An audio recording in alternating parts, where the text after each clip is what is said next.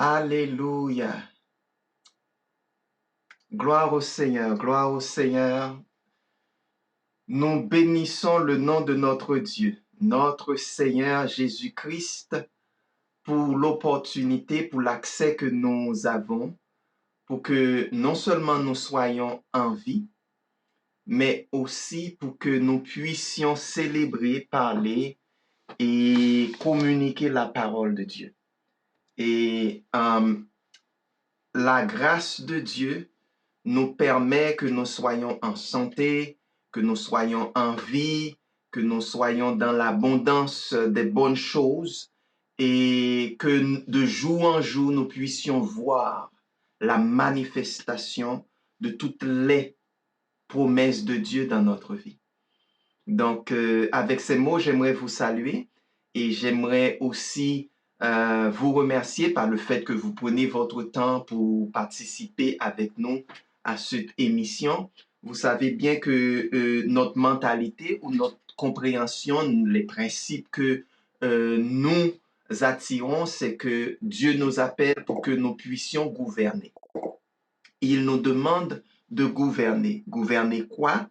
Gouverner nous-mêmes et gouverner notre environnement. C'est notre responsabilité et c'est l'appel que Dieu fait à l'homme, l'appel que Dieu fait aux gens qui l'acceptent, aux gens qui l'aiment, aux gens qui veulent rentrer dans son royaume. Donc c'est l'appel que Dieu nous fait aussi.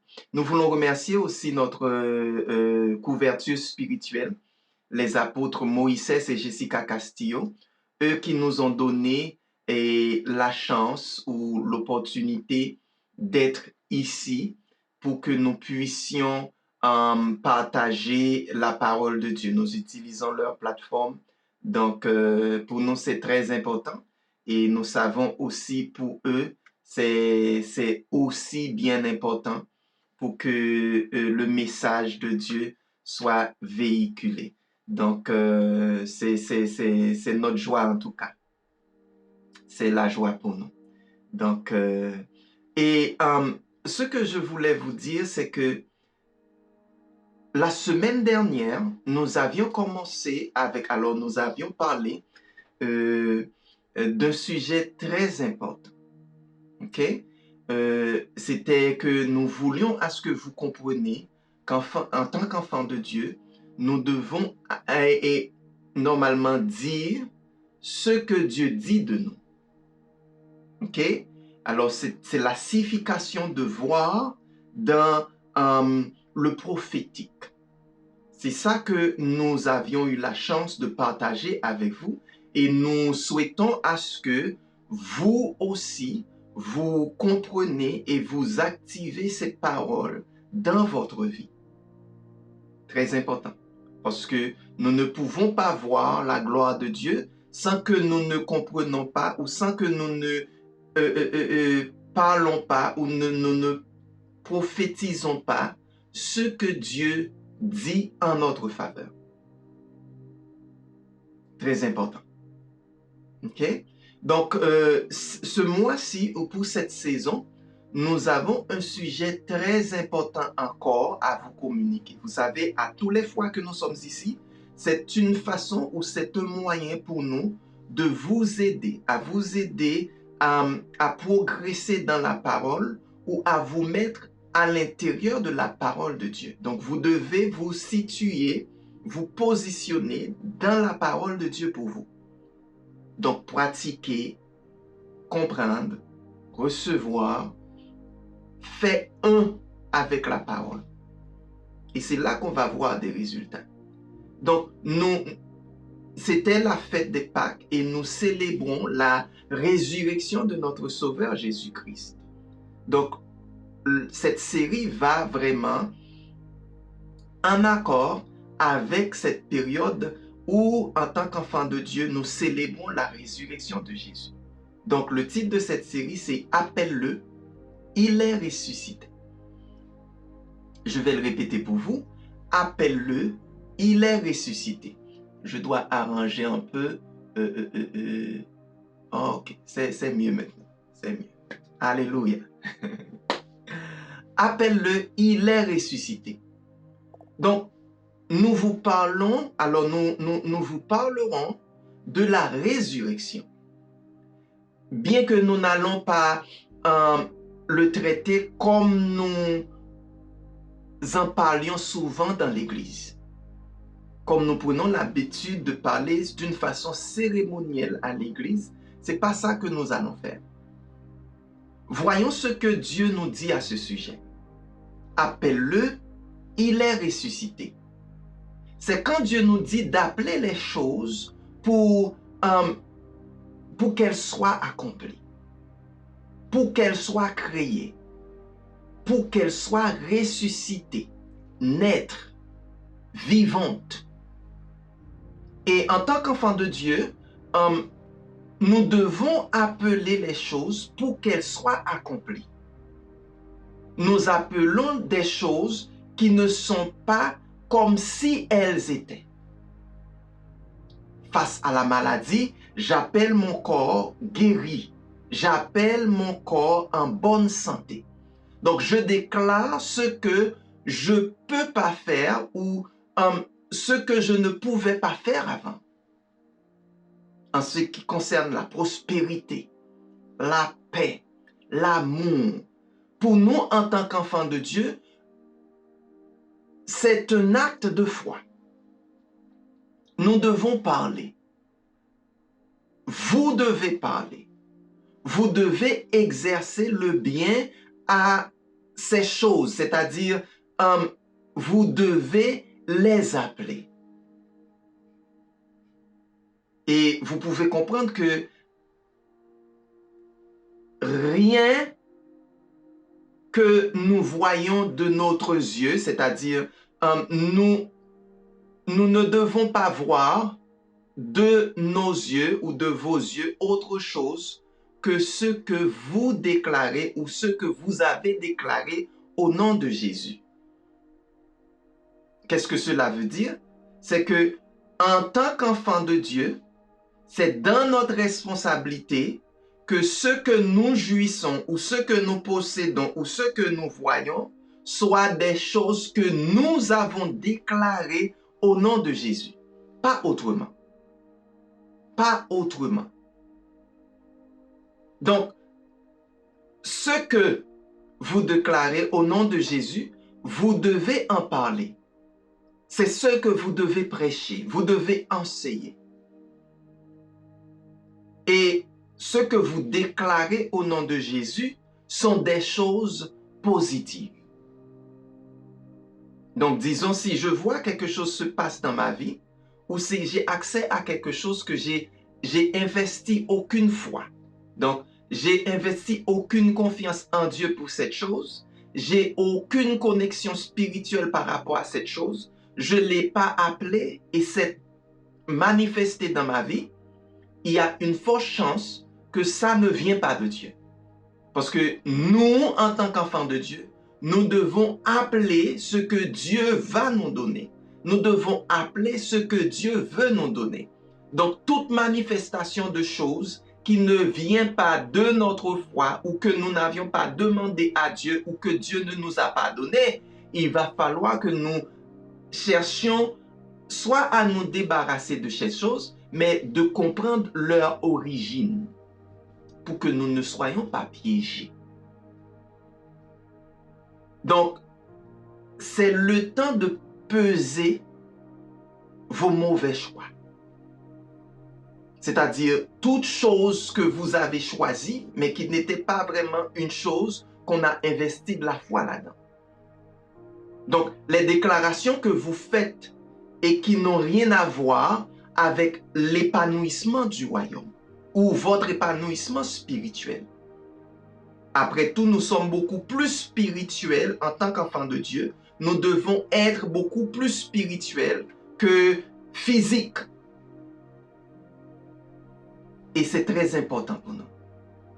Donc, ce sont les choses que nous devons appeler.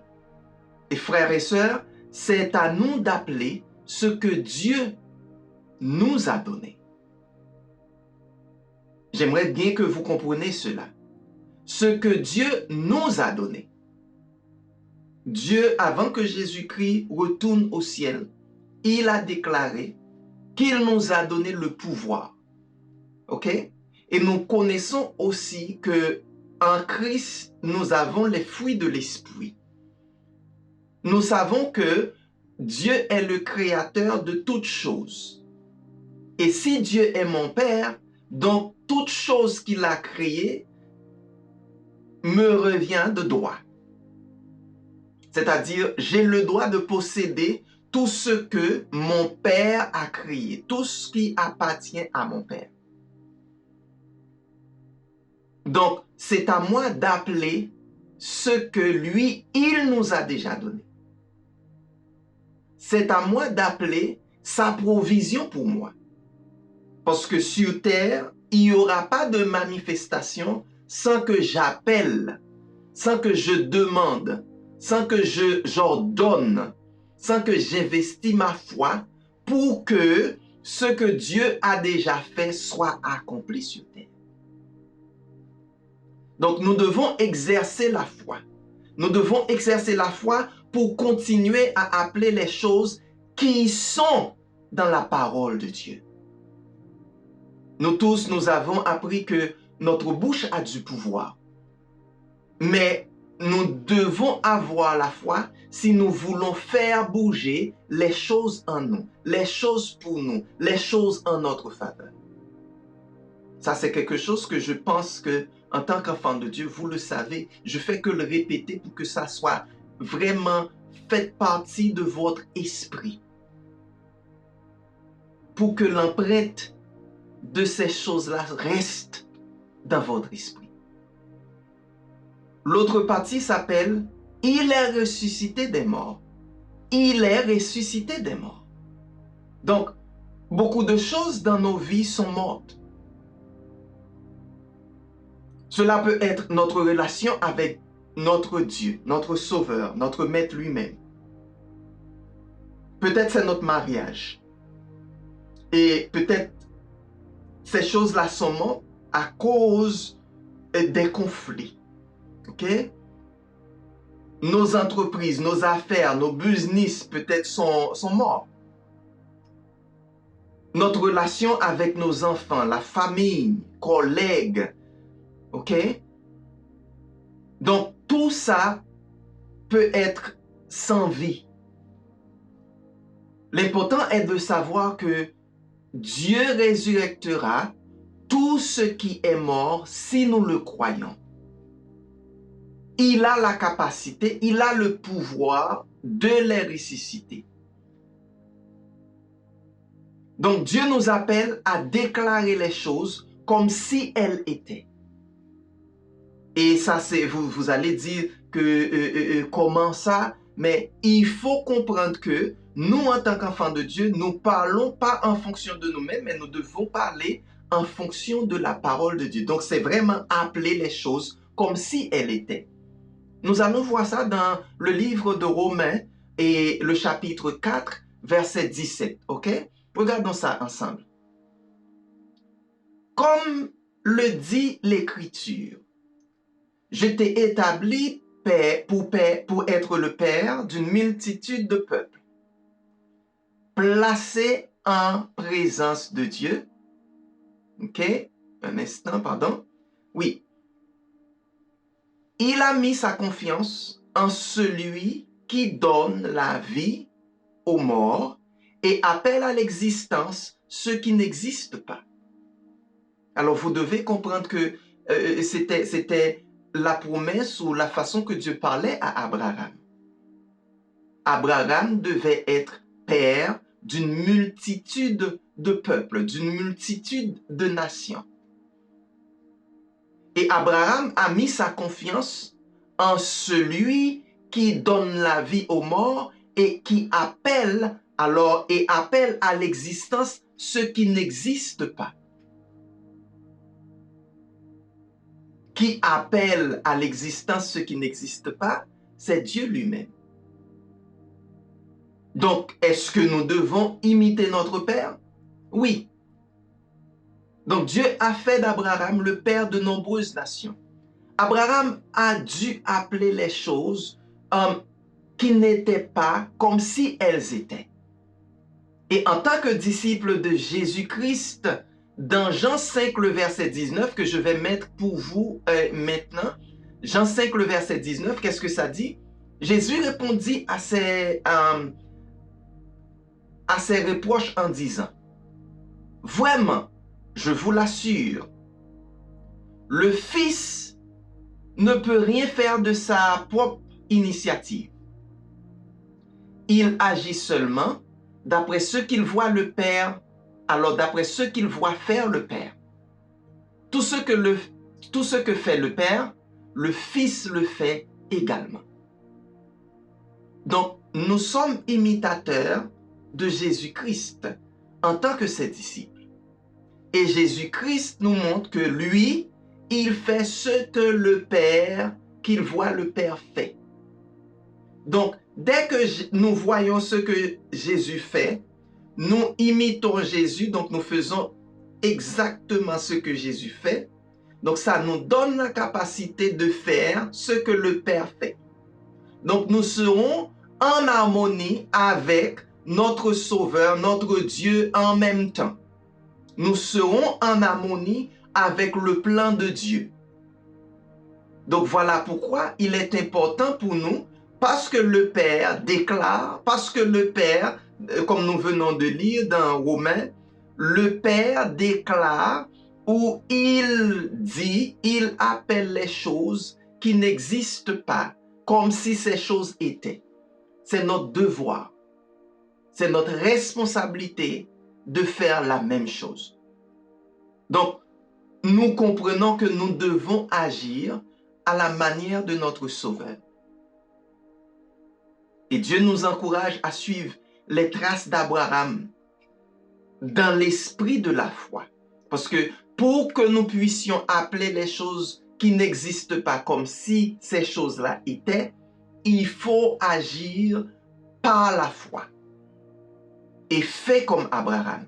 Et ceci dans Romains 4, le verset 12, ça nous dit « Béni soit le Père de notre Seigneur Jésus-Christ. Dans sa grande compassion, ok, un instant, est-ce que c'est cette partie? Je crois pas. Mais ça nous parle d'Abraham dans la façon que Abraham croyait en Dieu. Dans le sens que Abraham a agi ou il a mis sa confiance en Dieu et tout le monde qui croit dans la manière ou à la manière d'Abraham reçoit aussi la bénédiction. C'est-à-dire, nous pouvons nous voir en tant qu'enfants d'Abraham avant la circoncision par le fait que Abraham faisait toutes choses par la foi. Pas par juste agir d'une manière religieuse, mais par la foi. C'est ça que le verset dit. Donc, je pense que j'ai mis une mauvaise version, mais c'est ça que le verset dit. Donc, nous voyons en tant qu'enfant d'Abraham par le fait que Abraham est le père de la foi et nous aussi, nous agissons dans la foi. Donc, et Jésus-Christ est l'exemple extraordinaire pour nous. Donc, notre comportement, notre façon de penser, notre déclaration doit matcher ce que le Seigneur lui-même, il dit. Et puisque Dieu appelle les choses qui ne sont pas comme si elles étaient, et puisqu'il nous dit de le faire, cela ne peut pas être faux. Donc, nous devons voir les résultats. Mais comment vais-je appeler? Comment allons-nous appeler les choses? Dieu appelle à la guérison, à la paix, à l'abondance, à la création. Nous devons appeler de la même manière que le Père appelle. Nous devons les appeler et les établir dans notre vie. C'est un beau message. Appeler les choses de la manière que notre Père Céleste les appelle, et à mesure que nous les appelons, ça nous permet de les établir dans notre vie. C'est un acte de foi. Vous devez appeler tous les hommes, ou toutes les bonnes choses, pardon. Les choses qui sont déjà dans la parole. Donc, nos paroles doivent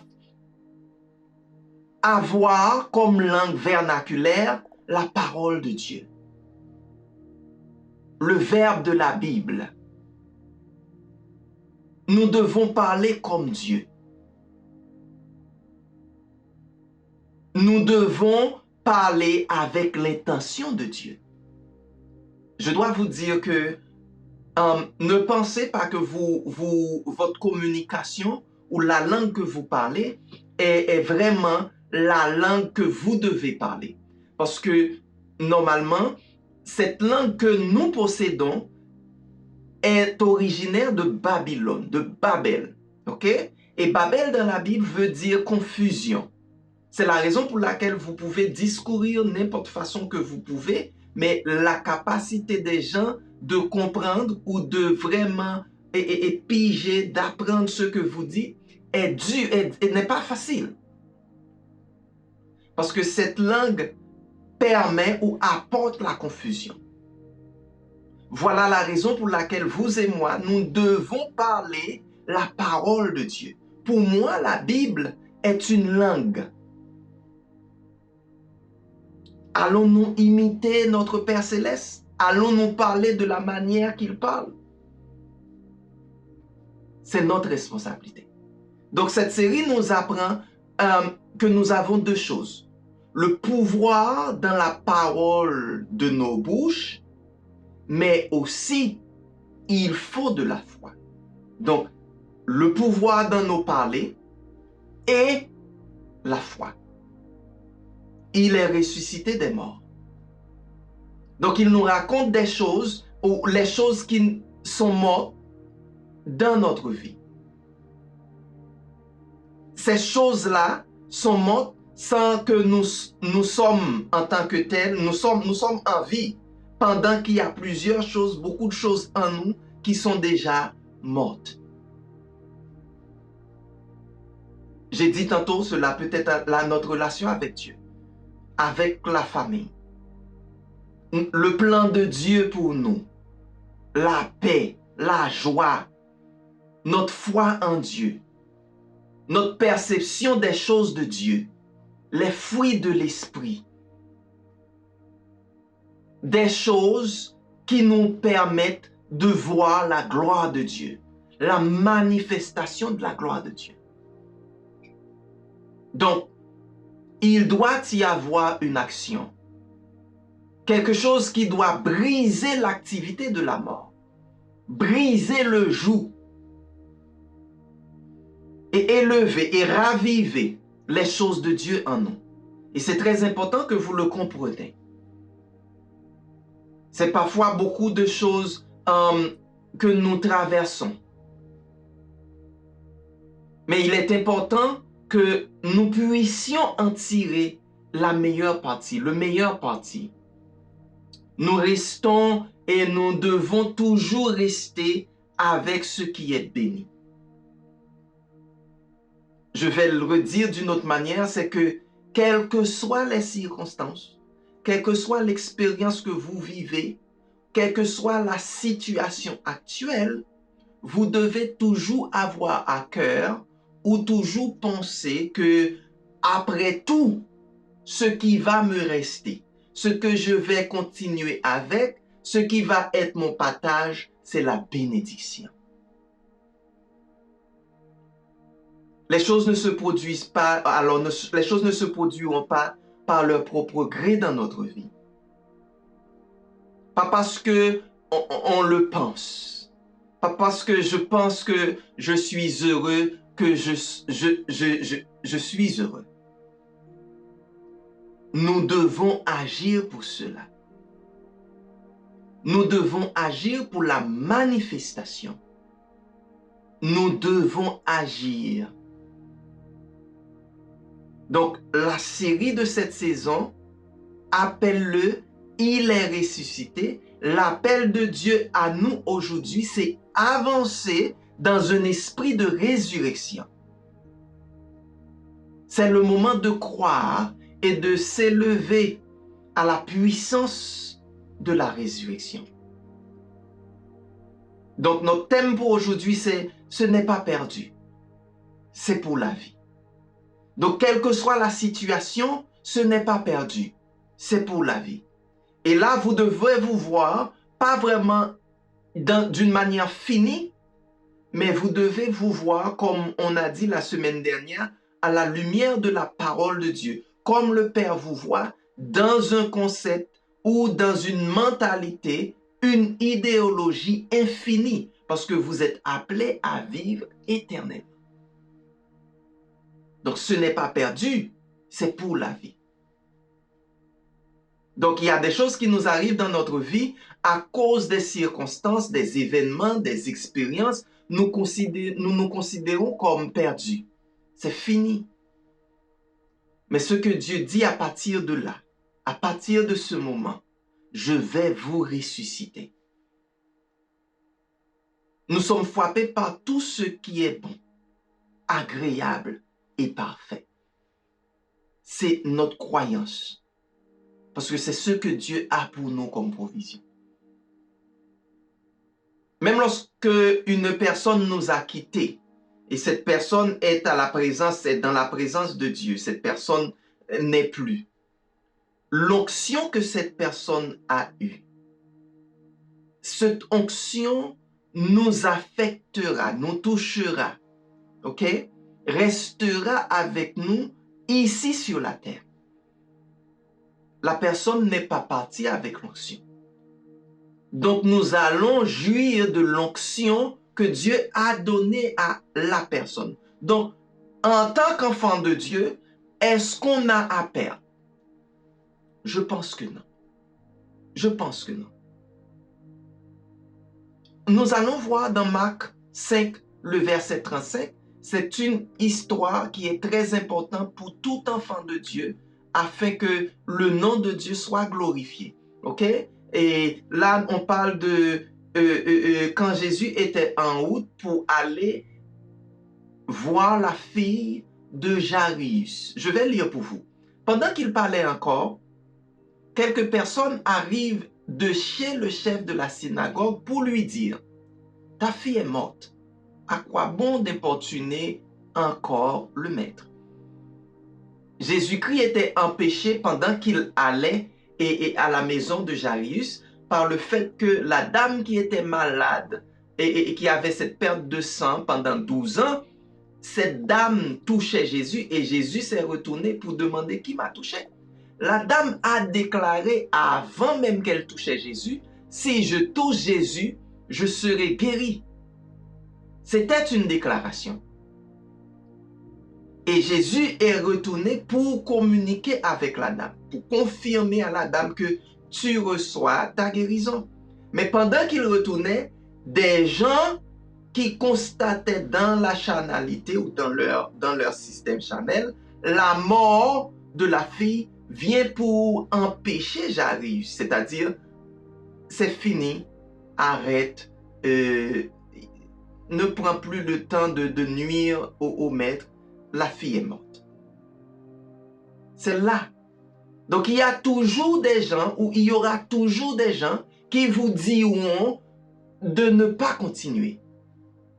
Vous êtes déjà perdu, c'est fini. Il y aura toujours des gens qui arriveront avec leur dit. Et le verset 36, qu'est-ce que ça dit? Lisons ensemble le verset 36. Mais Jésus entendit ces paroles. Pendant qu'il y avait une foule, pendant qu'eux, ils cherchaient à chuchoter à Jairus que tout est fini, mais Jésus, dans sa capacité de nous écouter, de nous entendre, a entendu la mauvaise semence que les autres venaient implanter dans le chef de cette synagogue. Et il dit au chef de la synagogue, ne crains pas, crois seulement. Donc, Dieu nous a donné une parole d'encouragement, de force, d'espérance. Je dois arrêter toute pensée de l'homme, toute suggestion humaine qui contredit la promesse de Dieu. Suggestions sataniques et démoniaques, je dois les arrêter. Parce que ces choses-là ne viennent pas de Dieu. Je dois comprendre que le Seigneur me dit, ne crains pas, crois seulement. Ça, c'est ma responsabilité. Et dans Jean 11, le verset 15, nous allons lire ça ensemble aussi. Et c'est quelque chose qui est passé. Vous connaissez l'histoire de Lazare qui était mort. Dieu avance ou Dieu fonctionne à une manière pour que vous et moi, nous puissions vivre dans la foi. Donc, voilà la conversation, ok? Jésus dit, et je suis heureux à cause de vous de n'avoir pas été là-bas en ce moment-là, car cela contribuera à votre foi. Mais maintenant, allons auprès de lui. Donc, il dit que c'est bien qu'il n'était pas là. Je suis heureux. On parle de la mort de Lazare. On parle de la mort de Lazare. Mais lui, il parle aux disciples et leur dit, je suis heureux à cause de vous, de n'avoir pas été là-bas en ce moment-là. Parce que inévitablement, Lazare ne serait pas mort. Donc Lazare serait vivant. Mais pour la manifestation, pour la foi, pour que leur foi grandisse, il était content du fait qu'il n'était pas là-bas. Mais maintenant, allons voir la gloire de Dieu. Encore une fois, Dieu nous dit que si vous croyez, vous verrez ma gloire. La gloire de Dieu sur cette terre est que rien ne nous manque. Dieu ne veut pas que nous vivions une vie maigre, une vie perdue, une vie morte. Rien ne nous manque en lui. Donc Dieu est le propriétaire de tout. À Dieu la terre et sa plénitude, le monde et ceux qui l'habitent. Donc si vous êtes d'accord avec le propriétaire, avec Dieu, avec Jéhovah, avec Jésus-Christ, tout est possible. Tout est possible. Et c'est la mentalité des enfants de Dieu. C'est la mentalité de ceux qui croient au Seigneur Jésus. C'est la mentalité des héritiers du royaume. C'est la façon de voir. Et quelles que soient les tribulations, les tourments, les attaques, tout ce qui vient vers nous, nous devons avoir une mentalité que tout est à Dieu. Et puisque je suis en accord avec lui, puisque le Seigneur Jésus est pour moi, l'héritage, Dieu est mon héritage. Donc, pour moi, tout est possible. Et quand j'ai dit c'est une mentalité, pour nous en tant qu'enfants de Dieu, le Père est bon. Fini. Quel que soit ce qui m'arrive. Et dans le livre des psaumes, le psaume 71, verset 20, nous allons voir, et quand je parle de mentalité, de façon de voir les choses, c'est vraiment notre façon de penser. Nous devons voir Dieu dans sa bonté. Tu nous as fait passer par des détresses et des malheurs sans nombre. Mais écoutez bien la deuxième partie. Tu nous feras revivre. On parle de résurrection. Et du fond des abîmes, tu me retireras. C'est très important. J'aimerais que vous compreniez cela. Par le fait que Dieu est pour nous, bien que les tribulations, les tourments, mais ok, j'ai compris, je vois, mais ma conception, c'est que je vais vivre. Je vivrai par le fait que Dieu est pour moi. Tu nous feras revivre et du fond des abîmes, tu me retireras. C'est ce que Dieu va faire. C'est le niveau de confiance, de ma confiance en Dieu. C'est la façon que je comprends Dieu. Donc, je m'identifie pas aux tribulations, aux tourments, à toutes les choses qui sont négatives. Mais je sais que malgré tout, j'ai confiance. Et dans le verset 21, qu'est-ce que ça dit? Vous allez lire ça avec moi. Veille me rendre encore plus honoré et me consoler à nouveau. Me consoler à nouveau. Donc c'est ma conception, c'est votre conception. En tant qu'enfant de Dieu, en tant qu'appelé de Dieu, c'est notre conception, c'est notre façon de voir. Nous ne pouvons pas voir autrement. Seigneur, oui, j'ai compris que j'ai passé à travers tout cela. Mais maintenant, je sais que papa, tu vas m'honorer. Tu vas me consoler. C'est la conception d'un enfant de Dieu. Et c'est très important. Je vais lire avec vous dans le livre de Pierre, 1 Pierre 1, le verset 3. Qu'est-ce que cela dit?